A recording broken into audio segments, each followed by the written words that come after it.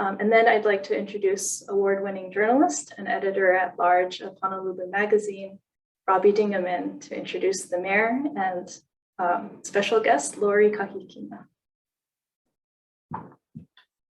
Hi, hello. Thank you for joining us, for everyone. I'm happy to be here in the mayor's office. Mayor Rick Blangiardi here.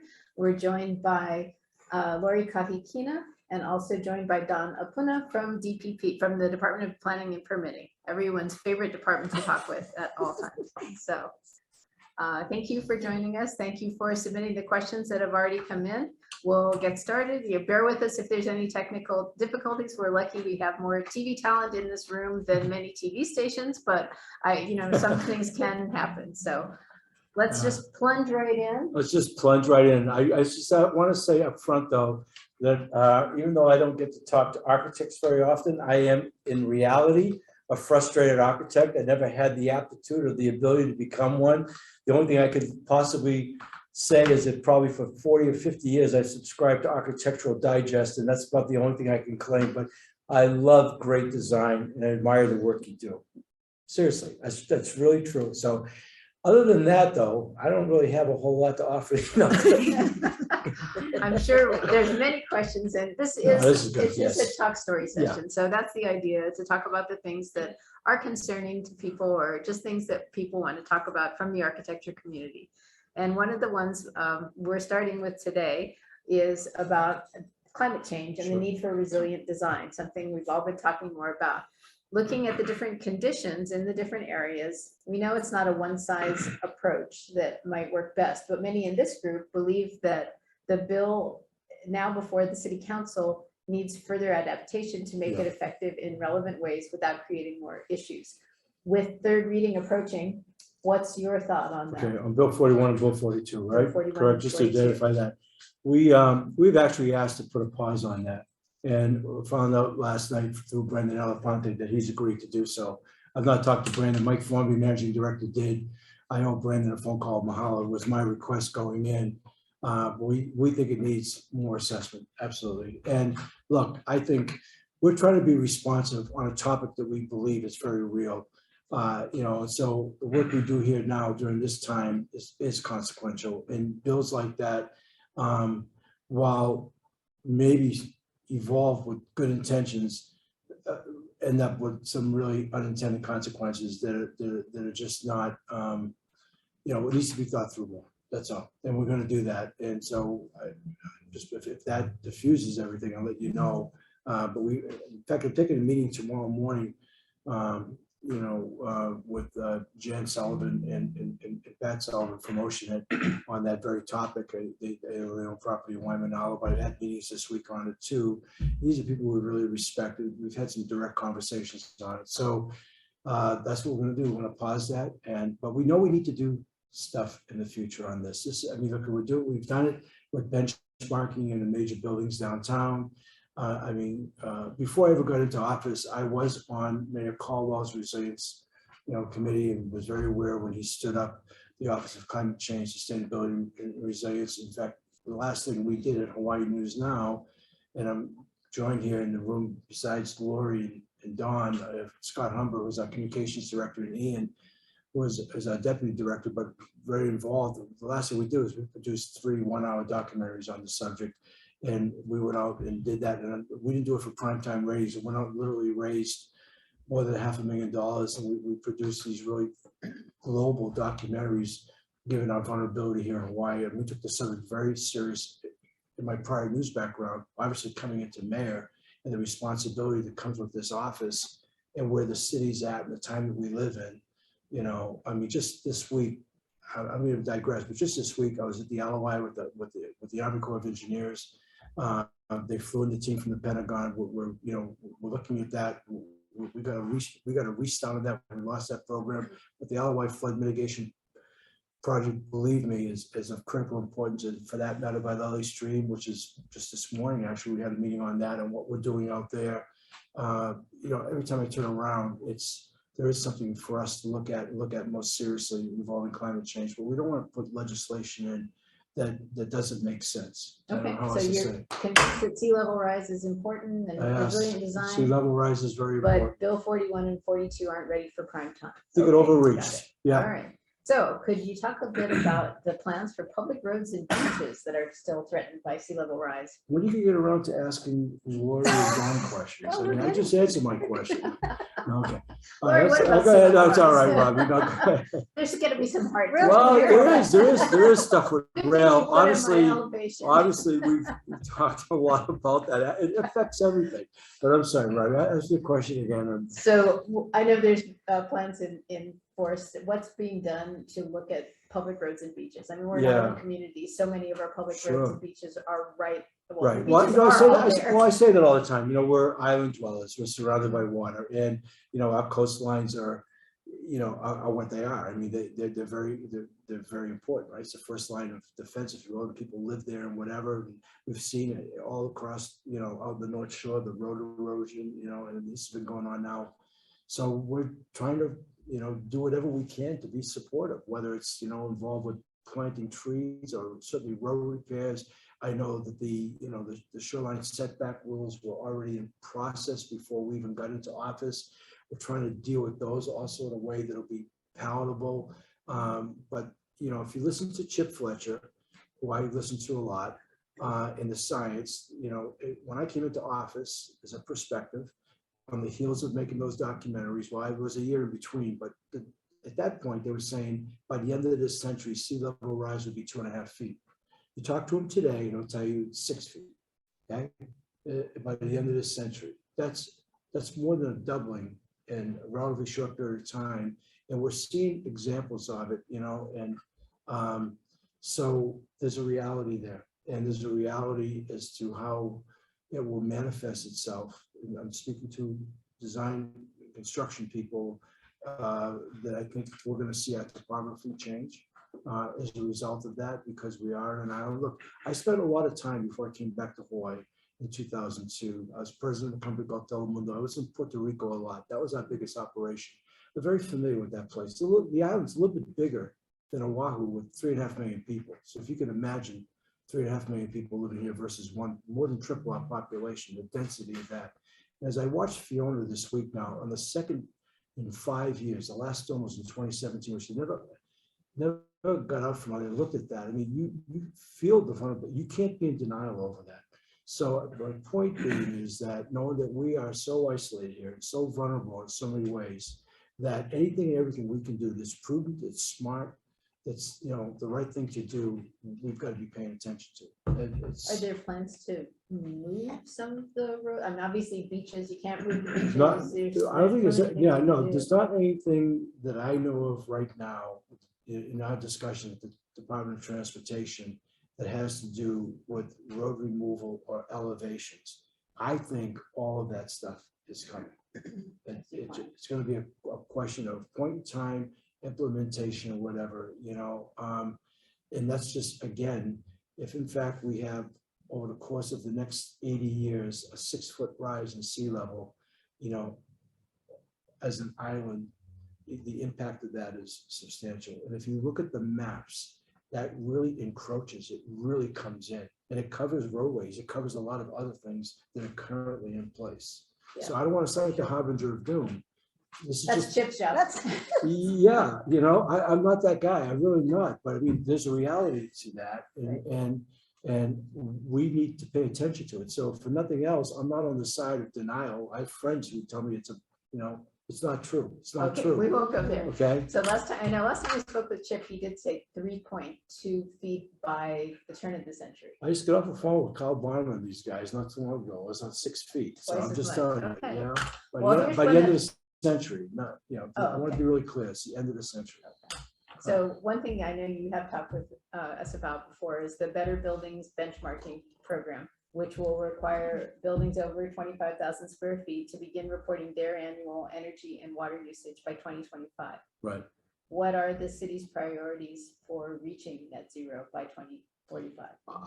Well, I think it's everything and anything that we can possibly do. I mean, you know, there's no one specific thing. It's but various things that you folks are in progress with. Yeah. Look, I mean, We just won a couple of awards for being a champion city by the Bloomberg Foundation in climate, in climate change and wastewater. We just won on some they've given us these trophies. We're doing all of that. You know what I mean? I don't know what to say. Adding solar. Adding all of. In fact, Don could talk about that. We're very aware of the impact of clean energy. Look, we just closed the coal plant. We're working with HECO. We're working with commercial, residential. It's not even one thing. It's sort of, I don't know how to describe it, but there's just a lot of stuff across the board, and it permeates everything. But I don't think. Look, I lived in Hawaii a long time, since 1965. Never used to have these conversations until too many years ago. But now there's a reality there, and looking at the future, and that's really so much of what we think about here. There's the stuff to do today. Okay, there's always a lot of that. But this job mandates you also look out and say, what are we doing with the future? And in that regard, it's across the board. Okay. And I think the biggest thing I can tell you is we're staying sensitive to all that stuff, whether it's our electrification. I'll tell you a little fact for what it's worth. We currently have 17 electric buses, and we have more electric buses than any other city in the United States, and we're about to buy 38 more. Okay. Electrification of our fleet. We just met yesterday as a cabinet, and we had open discussion about our leadership role on what we're doing to demonstrate, because these city buildings are old, they're outdated. I mean, this thing here is, was built in the 20s. And while it's a wonderful, wonderful building, it needs a lot, and I think that's going to take place. We're on the drawing boards for a number of years now. And I think at some point we'll be moving out to a 3 to 6 year renovation of this place. But the point is, it's like that. Okay, it's almost everywhere you look and say, what can we do? Even on stuff that we're doing on affordable housing, and what can we do, and what are the codes we have to pay attention to as it relates to climate change? It permeates everything, Robbie. Okay.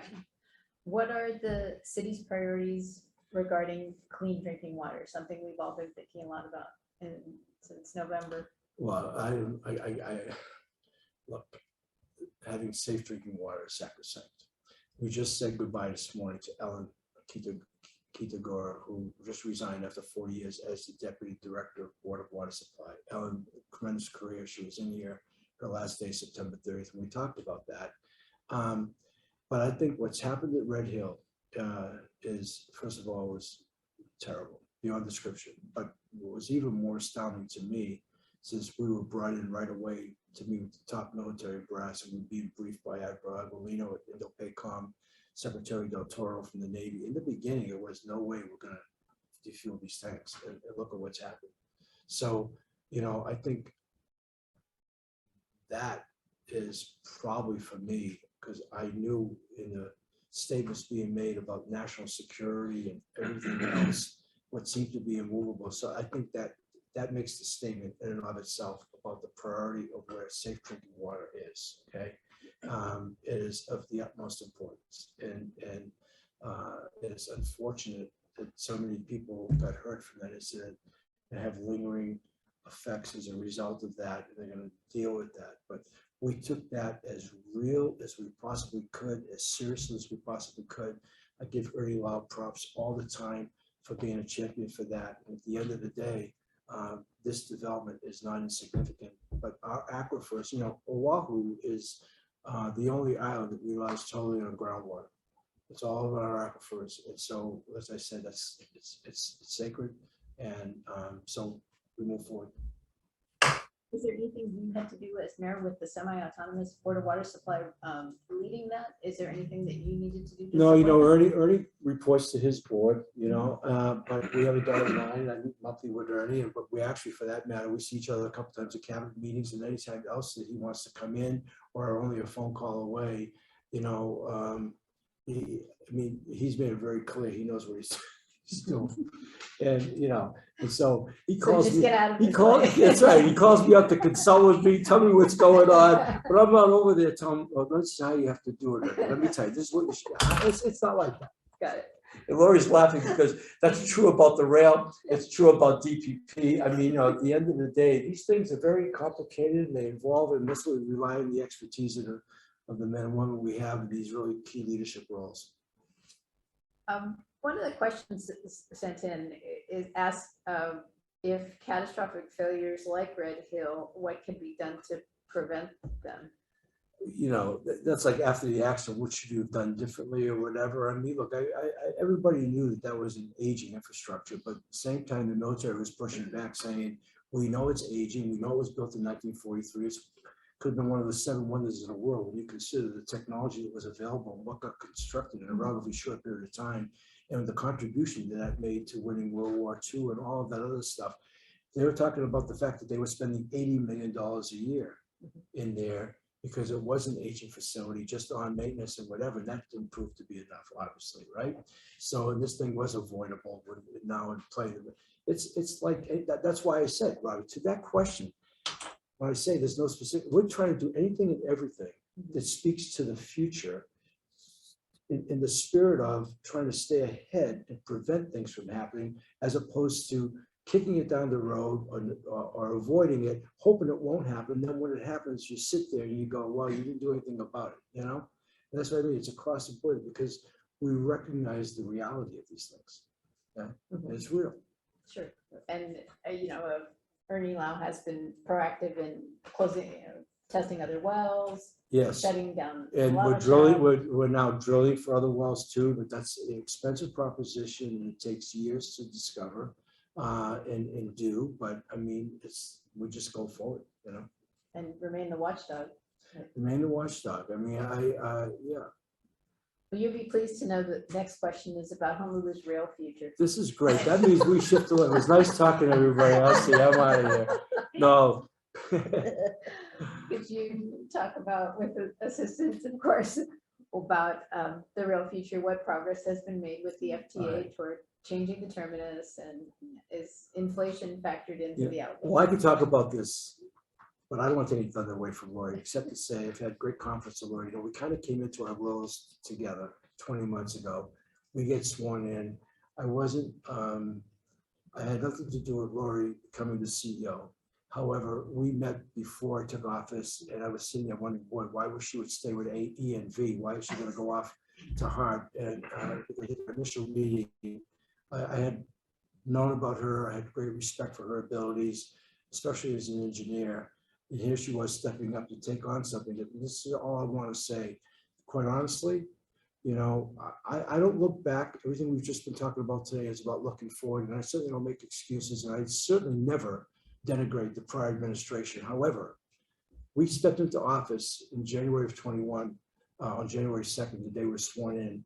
The month prior, or 6 weeks prior, the prior administration fired the CEO, pulled out the P3, announced a multi-billion-dollar deficit, with their hands up in the air, and an end date perhaps of constructing the rail to Ala Moana in 2033, but billions of dollars. So years behind schedule, billions of dollars over budget.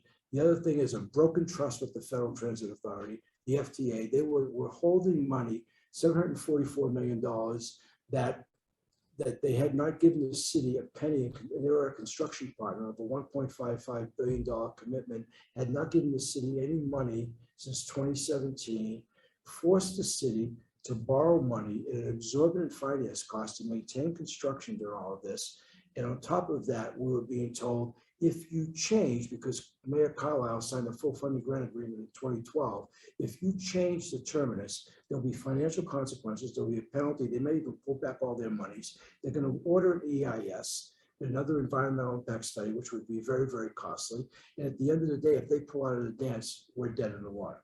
So we walked into, in the middle of a pandemic, that scenario. In 20 months, and we'll hand it over to Lori now, we've made great sense out of what was, it seemed to be something that, you know, in the beginning would be unsolvable. And we took the approach, let's not talk about what we can't do. Let's talk about what we can do. And I'll hand it over to Lori. Well, I take great pride that you know the ins and outs of parts. You know, all those questions that you asked, I take great pride that he would be able to answer those questions, because we're very close. Every Monday we meet, and that's true. He did ask me in our initial meeting, why did you stay at E&V? Like, oh, I'm going on to Hart to take on that mess that you just Yeah. described. So I must you be like a crazy. challenge. I must be crazy. EMV wasn't enough of a challenge, but okay, with all of that, I forgot what the question was. FTA. Okay, FTA. So we are in, I'm gonna look at you instead of the camera, but we turned in our recovery plan about a month in advance of their deadline of June 30th. And actually, Mayor is very instrumental in the decision on how far we could go. We only have enough funding to get so far. Our funding is based from the FTA and the state GET, and now the city funds as well. With our calculations, what we project to get, because the Act 1 GET funds ends in 2030. And so projections, it's all projections. We can't foresee the future, but based on historics and going forward, we project about $9.8 billion coming in through 2030. And so when we presented different scenarios to Mayor, we said, Hart's recommendation, we can get to downtown. And Mayor said, no, it is so important to show the public that we're committed. We're going to get to Ala Moana. So he says, more important, one more station to Civic Center, which is at the cross streets of Haleakala and South Street, but temporarily defer the Pearl Highlands parking garage. And the reason for that, it's extremely expensive. It comes out to about $206,000 per stall versus Stanford Carr built a parking structure in Kaka'ako. It's about 45 to 50,000. So Mayor said, we're temporarily deferring. We're going to find a solution for Central Oahu and North Shore residents, but get to Civic Center.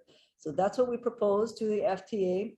We have taken into account in our cost estimates, inflation, the Ukrainian-Russian war, COVID impacts, the supply chain, the resources. But FTA would like us to have a little bit more contingency. We already have about $1 billion in there.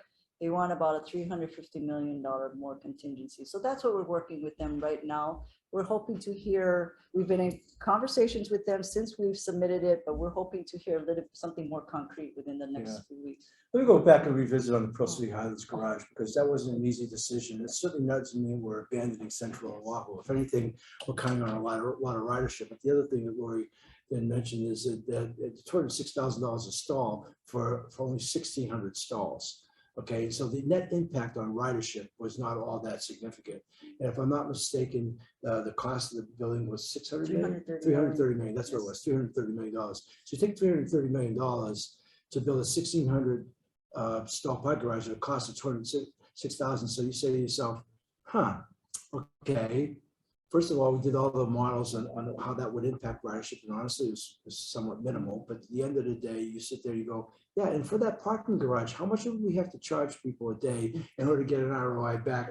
And I think we're over $100 a day when we said nobody's going to pay $100 a day. This is like bad plan. Okay, so we will go back to revisit, because Central Oahu is going to figure in big in the future, but that has to be a different approach. So right now was, how far can we take it? What would the money allow us to do? So we're going to complete what will be an 18.75 mile fully functional rail system, 1.25 miles short, admittedly a very important 1.25 miles. But for those of you who've worked on big projects, this is not unusual. It's a global phenomenon, and this is a $10 billion project at its current stage. We said these things, which are transformative, which are really 100-year programs, get done in phases. So we're going to call this phase 1. I can tell you right now, in regaining, hopefully, we get the FTA to agree this recovery plan, we will go into design work. We won't be building it necessarily. We'll see. But phase 2, which would be to complete it to Ala Moana. And quite honestly, my recommendation, and we haven't mapped it out, is probably go 4 stops deep into Kapolei. Because right now it's in East Kapolei in the middle of nowhere. It's not even a Kamakana lead, the shopping center out there. And you look at the development out there, you look at the growth. So I could see that being phase 2. And possibly phase 2 would even include where we're supposed to go in the first place, which was to the University of Hawaii.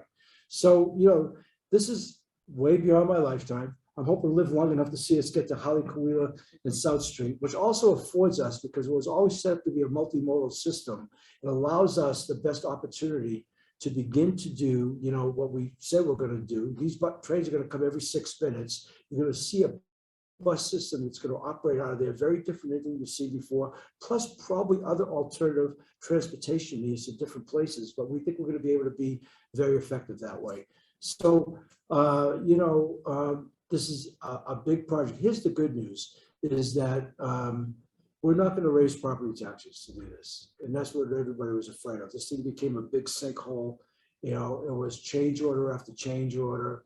We had consultants for consultants. I mean, it was a mess. Lori cleaned up so much in short order, created such great credibility. Our numbers to build the city center, you know I've pushed it one step further. What that affords us, aside from the multimodal functionality at Holly Colito and South Street, it takes us through the big three as far as employment centers: Pearl Harbor, the airport, and downtown. Okay, but I really believe once we get down the Dillingham corridor, you look at the rise and you look at the development potential in Kapalama and everything else that's going on, we're going to see a lot of ridership, you know, from Middle Street down through the downtown part, on and off, and different things we do. And for those of you who've lived in major urban areas, and you see how people use transit, I know a lot of the early thinking is it's this commute from east, you know, from Kapolei to Al Moana in town. And yes, there'll be ridership like that. There's no doubt that there will be. But the fact of the matter is, it's a lot of on and off, and a lot of activity.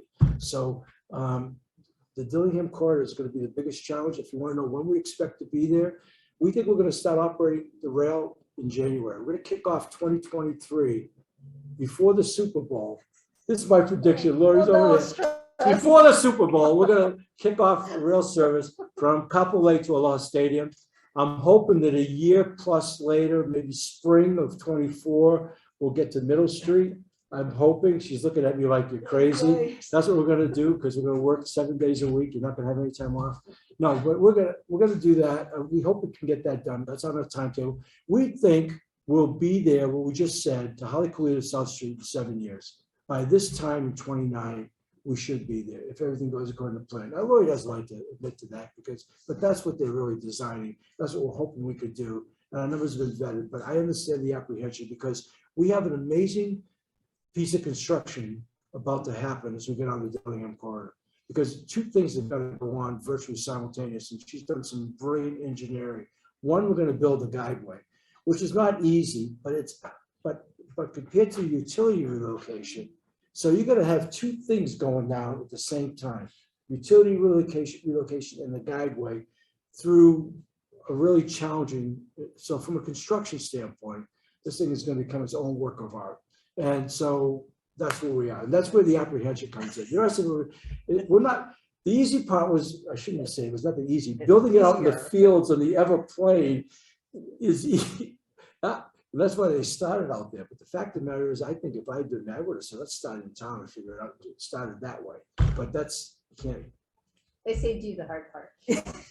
Well, you look, I'm the fourth mayor to touch this thing. The fourth mayor, and there'll be somebody after me taking credit for everything. I know, but I feel so proud of what we've been able to figure out, because it's really important to regain the trust from the FTA, to get them to come back in and give us that $744 million. As soon as they approve the recovery plan, I'm going to be on a plane, maybe with Lori, going there and asking us. They've already given us a schedule where they want to pay us. We want to get it in a more immediate way, and the significant savings to doing that. But also we regain trust with them. Then I think when we talk about a phase 2 concept, we can talk about federalizing that as well, in addition to what we're doing. And that was part of the OTAT that we put through, that gives us money coming in from tourism that we can dedicate to the rail, which we've already done all of that, which gives us a source of revenue dedicated to that we wouldn't have to burden our local taxpayers to, on how we would finance that, and we could take it into a second phase. So there's so much work that's gone into this. And I'm so, again, proud of Lori and her team and what they figured out. But I think we've really come up with something that's viable for the people of Oahu, to have something that I think, I'll tell you, when I wrote on it, I was surprised. One of the things nobody talks about, just, the cars are beautiful, and they're big and they're fast. But the view plane is really cool. For those of us who've been driving on the streets of Honolulu forever in traffic and everything else, the view plane makes it a really nice experience, along with the how nice the cars are. So you touched on utility relocation. That is such a difficult part of it, and the group also would like to know about how that's going and how the bus system will be managed, reconfigured to account for the anticipated ridership? Sure. So for the utility relocation, we awarded for the Eva Lake to Cook Street to Coluccio. So they're already doing jet grouting and potholing along that corridor. We just awarded the Dillingham corridor to NAN Construction. So they should be, I anticipate a shovel to ground early next quarter, first quarter of 2023, but we had a preliminary meeting with them and they said, no, we're ready to go. You give us NTP, we're going to start construction before the end of the year. So do the potholing. I said, that's terrific.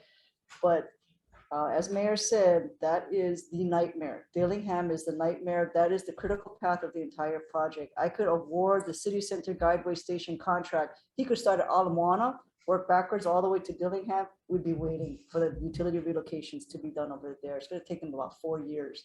So that's the critical path. It's going to be very uncomfortable. I apologize in advance to those of you who work in the town area, but we're going to try and be as seamless as possible, and we're going to get public information out there too, so you know when the traffic is going to be bad out there. So that's the update on utility relocation. As far as the buses, I'm going to punt that over back to the mayor because that's actually a more Director Morton kind of response. He's not in the room. Yep. Okay. So when he's not in the room, you talk about the buses. No, actually, Roger Morton is a brilliant transportation guy. I think he can work anywhere in America. And he's ran the bus for like 4 decades, and the bus has won all kinds of awards. He's like a kid in a candy store with this whole thing. He's really been trying to figure it out and know that we can do it.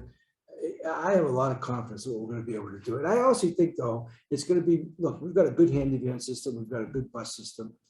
And let me tell you something about the bus, okay? Because people think about, the ridership on rail or whatever. And despite all the cars on the road, if I were to say to anybody in this call, and I don't know, I can't really do it this way, but if I were to say to you, okay, ridership on the bus, if you go from one place to another, get off the bus and walk to that place, you completed one ride. But if you get you get on a bus and then you transfer to another bus, and then you walk, that's like considered 2 rides. If I told you over the course of 12 months, the ridership on our bus, you want to conjecture a guess at how many rides we give a year based on this, what I just described, Robbie? Come on, I get to ask questions of this. No, I'm here to ask the question. Oh, come on, Robbie, come on. Scott, you No, know that. Well, the number is staggering. The number is 68 million. So, that speaks to the proclivity, if you will, people have for public transportation. Now, we talk a lot about, and look, I'm not denying the cars on the road. But people use public transportation. So I think that, it's not as exotic as a lot of people who are anti were making it out to be. Okay. And I think when they see the efficiency and how this thing works, I think it's going to be, people don't know what they don't know. It's just like somebody opening up a great restaurant. You don't know what it's like until somebody opens it up and you go, wow. Or somebody makes a great movie, you go, wow. It's like beforehand, and that's what a lot of this has been, because it's been so delayed, so over budget, so full of bad headlines through mismanagement for so many years. People were tired, they were weary, they were angry. But the net result is when this thing gets said and done, it's going to be something that's really going to be transformative for that corridor, on this island, which has everything to do about future population growth. It's the right thing at the right time, and that's why we're taking that responsibility. Okay. Thank you. I think this is my last rail-related question, and it's the columns with cracks on the west side. Yes. Are they repairable as falling and therefore not so much a cause for alarm? Maybe alarm is a strong word, but we are very concerned. The first cracks were noticed in 2018, and then the engineer of record said, "Don't worry, it's just shrinkage cracks." But DTS hired a third party because as we're handing it over, so they did their own inspection. They said those cracks are growing longitudinally and thickness wise. So we went back to our engineer of record, and Hart had 4 structural engineering entities. Hart has its own internal structural engineer, our engineer of record, DTS's structural engineer, and then Hart hired their own third party structural engineering firm. So 4 entities, put them in a man lift. It's affecting 5 stations on the west side. Get up in a man lift, block traffic. Every entity did their own measurements, and they are separated now doing their own analysis. but the engineer of record is responsible to come up. They designed it, make sure everything is safe, and to come up with potential remediation actions. And they are due by the end of September. I'm hoping it's something as simple as epoxy coating to close those cracks to stop the water infiltration and to prevent it from growing even further. It could be more extensive, that we have to do structural repairs, beef it up. And if that's the case, that is, safety is paramount to us. So even, Mayor says, well, we're going to be done with trial running. Hitachi is ready to go. But if those hammerhead cracks are not fixed, we are not handing it over to the city. We are not going to open. So end of September is the key, waiting for the feedback from the structural engineers. Yeah, but I get to be the optimist in this. Okay, even if she cringes, I was staying optimistic, All right. I think Don has got called back to city council. Oh, okay. I'm sorry. That's all right. We'll stick on. There are several TOD, transit-oriented development districts that are now beyond the anticipated end of phase 1 of the rail. Will they remain TOD districts, or will the parameters for those districts change? We are getting to Ala Moana. Mayor and Hart, our Hart board, we are so committed. As Mayor's mentioned, this is phase 1. We're going to find a way. All the designs for the utility relocations all the way to Ala Moana is done. And hopefully, as I mentioned earlier, we have about $1 billion in contingency in this first phase. If we can be prudent and not have to, we don't encounter many unforeseen things underground, we can save some of that $1 billion to go further towards Ala Moana, but we're getting there. So Mayor can correct me, but I don't think that's changing. No, you're right. And look, and the other part, the reason why we're phasing this as opposed to saying, we'll just go to Ala Moana, is that this has everything to do with the legalities of the contracts that were signed and getting the FTA again to come back to the table with that $744 million. And so you do it that way in order to get sort of closure and agreement, okay? And that just lends itself to the ultimate, Sure. Okay. Okay, got one you like. Outdoor dining permits. Outdoor dining permits. How are they being reviewed for restaurants? Because I think that's something that a lot of people are very interested in seeing a lot more of. Yep, and we got that approved, and so we got the law passed, and I think there's some applications and stuff that had to go through.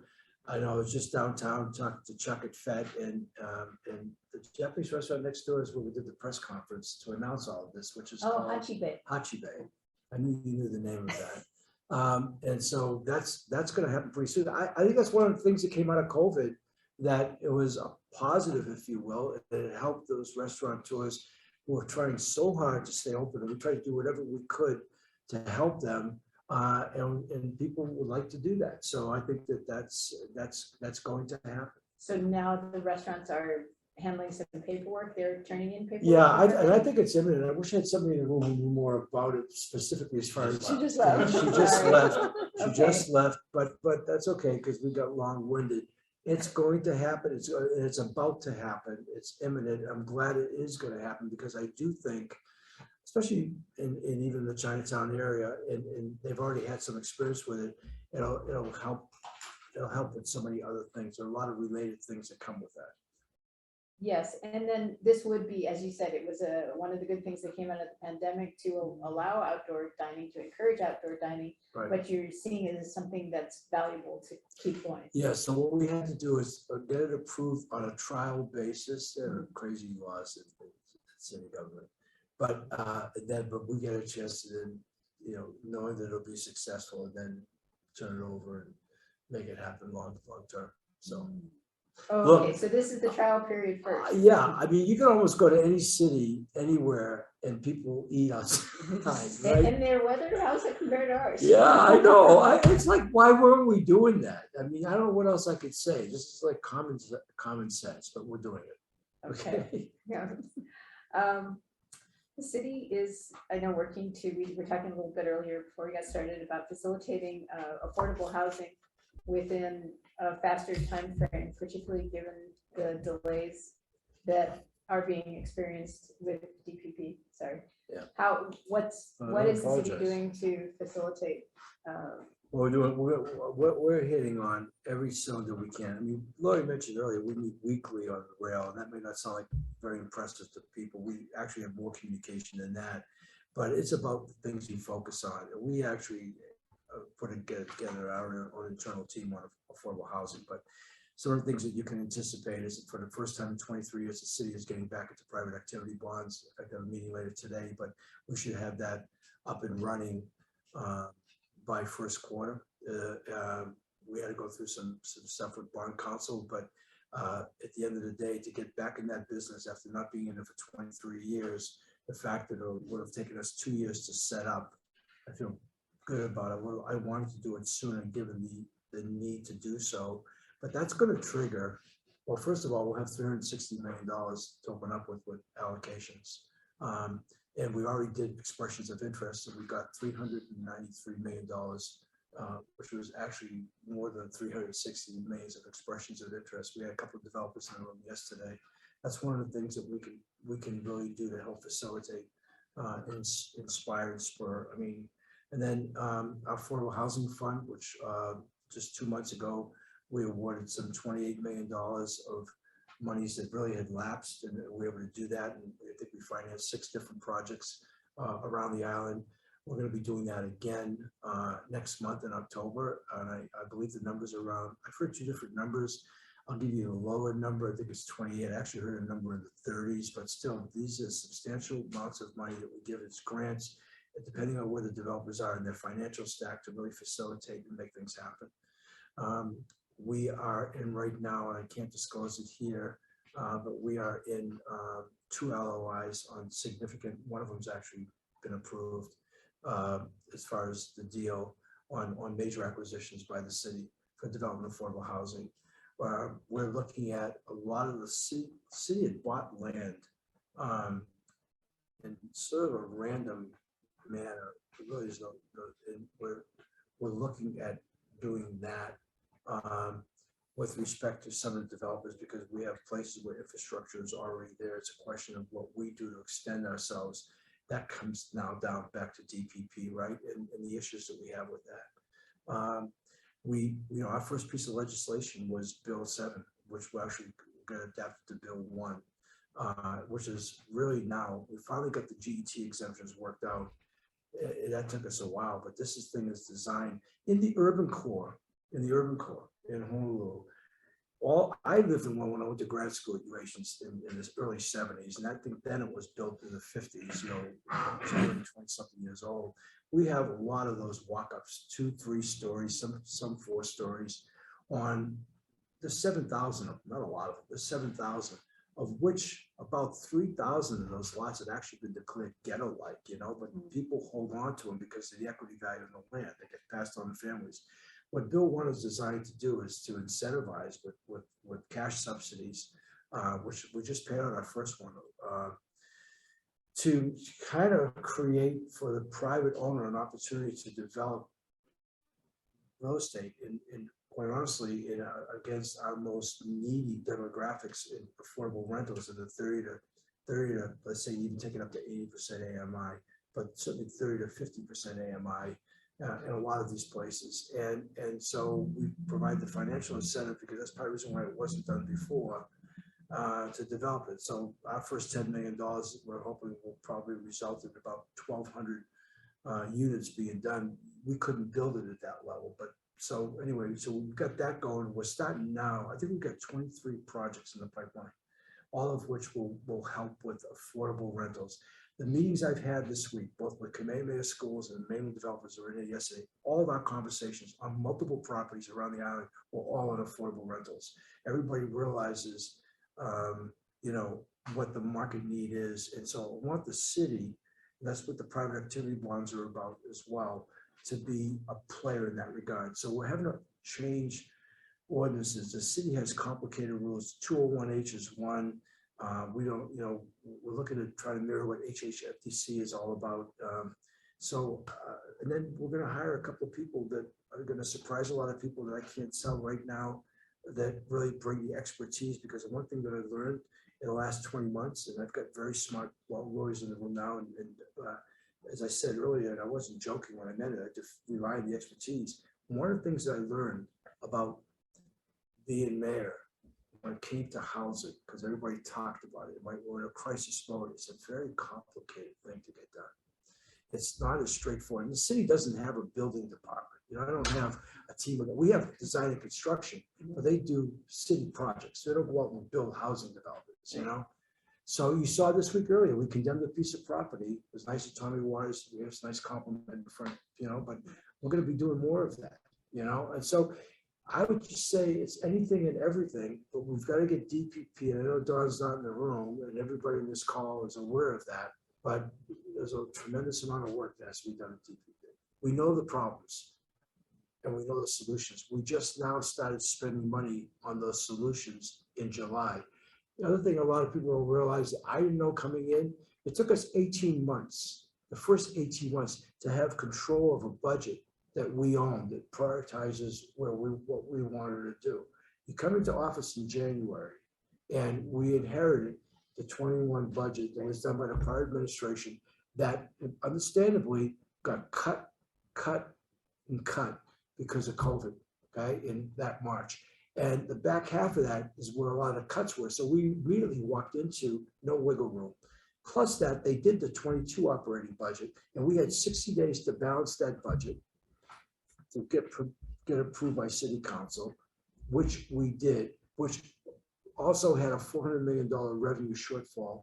And we walked in, and I don't know if you remember when I said, we're not going to lay anybody off, no furloughs, we're not going to raise property taxes, and we're not going to cut core city service. We did that, got it approved by the City Council for the first time in the first read unanimously, okay? We did that, but that wasn't really our budget. That model was built on the 21 budget done by the prior administration at a time of duress, because keep in mind, we came into office, we're in the middle of the pandemic. There wasn't even any talk about vaccines being readily available. That's why I'm so proud of the team that came together during really an incredible period of time that we were able to produce. So it wasn't until this 23 budget, which just began in July, that reflected not just only our priorities, but also reflected our use of opera monies and federal monies and what we're going to do, how we're going to allocate that. And anybody was following it, what we went through at City Council, where our priorities were. All of that is just now coming into being. So we knew the problems facing DPP. There was a forensic audit that was done in 2019 that detailed everything, but nothing was done on it because it was presented to the prior administration on January 3rd of 2020. I'll give them a hall pass. COVID started in March, but nothing got done. So in the middle of this rail situation I just talked about, in the middle of coming into office in the pandemic, we knew the DPP was broken, okay? And on top of that, we're in office less than 90 days, and the feds come in here and take away 5 people in handcuffs. It's a pretty auspicious beginning. So look, we may not be where we want to be, and it's frustrating to others, but this thing is so underinvested in people and in technology, and the consequence of that, as far as morale and systems and lack of organizational structure, I mean, I can go on and on. It's about as dysfunctional as I could possibly articulate, and we'll try to make some sense on it. And I'm not fooling around about that. And we're dead serious because we understand what it represents. If there's one sector, one department to take away from nobody else, it's tied to our economic recovery, which is a must. It's the Department of Planning and Permitting. So much is at stake, and I'm getting that right. Okay. Sort of related is that the construction and trade unions, as you know, constantly train and certify their members with continuing education. Is that something the city trains and maintains can do with new workers and those who've been in their roles for a long time? That's a great question because, you know, that's a great question. Look, the unions are doing it. We're very supportive of the unions and general contractors, everybody else, and anybody who's, in fact, we were just out of Macaja last week at the Macaja Learning Center, the trades that they're teaching people out there, especially in the area of solar installation. You know, most of those people were faced with working in a fast food and a minimum wage job to try to raise a family on. Now these jobs here, the trades and skills they're learning, probably a low paying job would be like at $24 an hour. It's multiples, right? And so anything and everything like that. But as far as the city, we came into this understanding, you know, major challenges in homelessness, the rail, affordable housing, public safety, infrastructure, elder care. Those are the big 6. The other 2 that we've now taken on to add to that has been staffing, because we were very public about the fact that the city had more than 3,000 vacancies. I want to come back to that because it's germane to your question. And the other part was modernizing the city, because the city wasn't investing in information technology. We were behind the times. But we had a brilliant guy in Mark Wong who we kept as our director. And the nice thing about that is money can cure a lot of problems. You can take giant leaps forward and overcome. We pulled the computers out of the Foster Center. We put our new data center in from the late 70s and 80s. I'm not exaggerating. And that compounds itself because the workforce works with those kind of tools, you know? And we had a lot of other things that were archaic. We're fixing that. Staffing. So people on this call all run businesses for profit, right? And that's where I came from, running businesses for profit. So just imagine you have a 10,000, I'll just round it up. We don't have quite 10,000 employees, but we're budgeted for 11,006. We have about 8,700 employees right now. You have a 10,000 person organization, and you understand the dynamics of that with respect to people retiring, people leaving, you know, what it takes to keep service or operational levels up. And so you would think, first and foremost, you would have a recruiting on. There's a recruiting mechanism. The city did nothing in recruiting, no recruiting. You know, in fact, we did all the diagnostics. The average time it took to employ somebody at the city was 180 days, 6 months, okay? So no recruiting. Worse yet, the extension of that, in looking at the operating lines of the budget, which is not a small budget. Our city budget was $4.2 billion. The operating lines were whatever it was, less, about 3.4. It's a lot of money. Very little money spent on training, to your question. And the training affects retention and affects development, okay? Very little money spent on training. So no recruiting, very little training, absolutely no succession planning. And I can tell you, it goes back to Jeremy Harris when he was mayor. He had a hiring freeze for 8 years. The compound effect of that over the years, and not properly or aggressively understanding the human dynamic of a big enterprise, creates its own problems. So then you add to that, just to make it fun, I just said earlier, we said goodbye to Ellen this morning, Keep the more, you know, 15% of our workforce is past the age of retirement. And now we're trying to recruit at a time, and maybe everybody in this call, if they're still there, they haven't hung up on us, will tell you this is the funkiest time I've ever remembered in trying to hire people. Everybody's going through it. It's not just here in Hawaii, it's everywhere. But I think it's exacerbated somewhat here because of our limitations in people numbers, you know? So, but we're trying to do something about that. But that's not a quick fix. Lori will have the rail done before we get no, we're going to get this fixed. This is a big priority for us, and we don't need all 3,000 jobs. We probably need a couple thousand of them. And the reason why I'm really adamant about that is it really compromises the level of leadership we brought in and their ability to do jobs. And the backup on that is it does affect morale.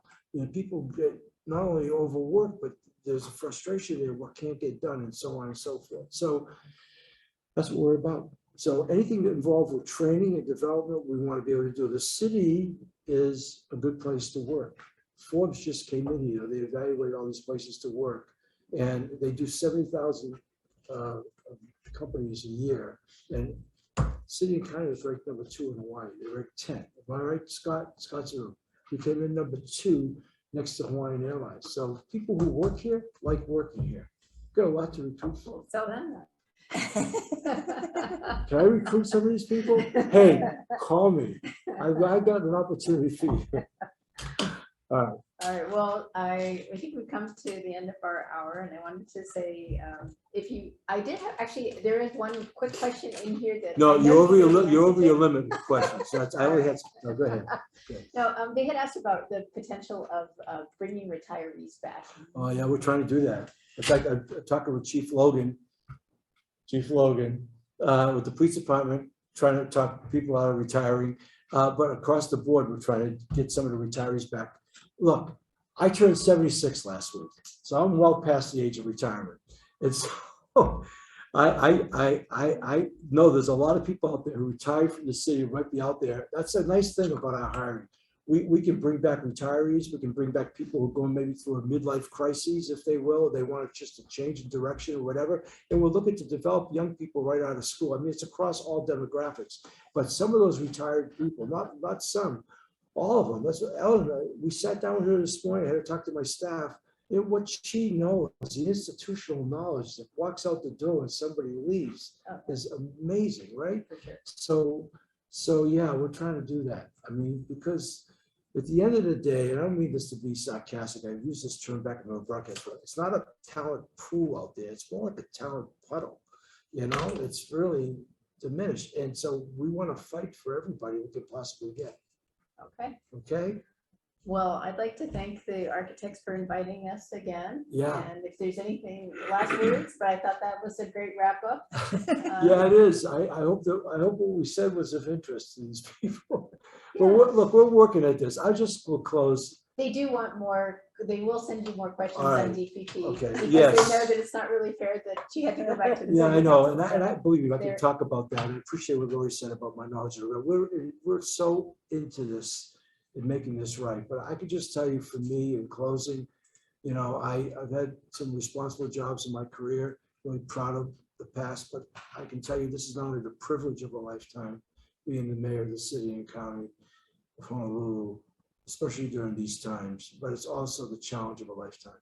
And there's so much at stake for so many, and the sense of responsibility in this job is off the charts. And I can tell you the reason why I'm inspired by it is the quality of men and women who are on our team, who are in leadership positions, and the people who work at the city, who are proud to work in the city. So I brought up, you know, is a great group to work with. And all we're trying to do is build on that asset, given the responsibility we have. And I want all of them out there to realize we're trying to stay grounded in common sense. We talked earlier about deferring 41 and 42, everything else we do to try to make sense out of this incredibly challenging time. And I have a lot of confidence by the time it's all said and done, that we will make a significant impact. I'm committed to making that true, and I believe we'll do that. Well, thank you. And thank you, Lauren. Thank you. Thank you, Ian. Appreciate the time. And they'll send you more questions. You know that. Okay, yeah, I won't answer them, but go ahead and send them. No, it's okay. I'm kidding. Send your questions. Thank you.